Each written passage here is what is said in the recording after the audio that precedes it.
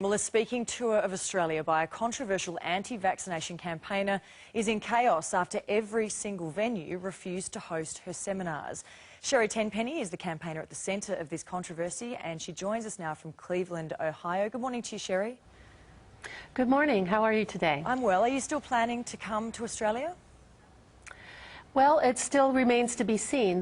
Many of the events have canceled. I know that we're still trying to find locations, but it's become quite difficult with the extremists there, making it very challenging to be able to schedule another event. Of course, I wasn't the one who set these up. It's been an organizer in Australia, and I was coming as an invited guest to speak, and so it still remains to be seen whether I'll be coming. Why do you think these venues don't want you here? Well, it's been rumored that there have been bomb threats and death threats, and that they've been told that they should not have anyone that's there that's speaking out against the mainstream medical conventional area.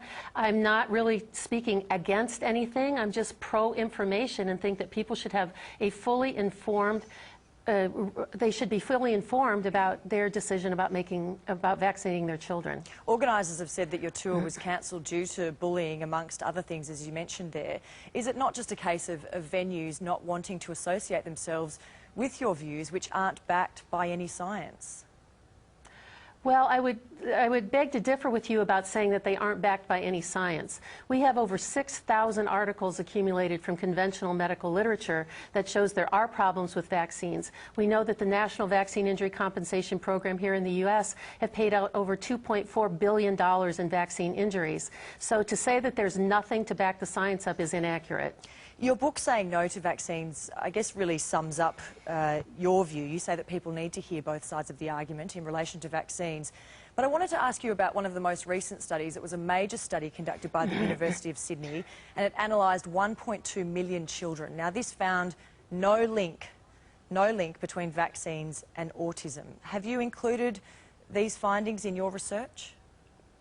I have included findings about the connection between vaccines and autism.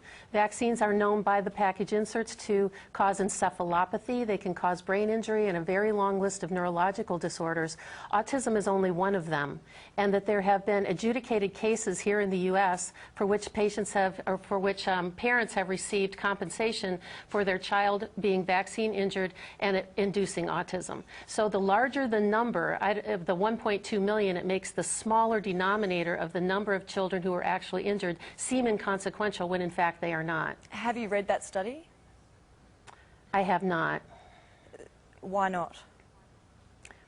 There are thousands of studies that come across my desk every day. That is just doesn't happen to be one of them particularly that's coming out of Sydney that I have read. Would you agree that by not immunising children, you are putting them in grave danger of contracting fatal illnesses? No, I would not, because I don't believe that measles, mumps, rubella, and chickenpox are routinely fatal illnesses, and I believe that there are a lot of other ways to stay healthy. And you ask any adult over the age of 50, and they had all of those illnesses when they were children and growing up. And I think that we have magnified that these diseases are terrible and that they are absolutely deadly in order to terrorize parents into vaccinating. You were charging money for your seminars here. Will ticket holders be getting a refund, Sherri?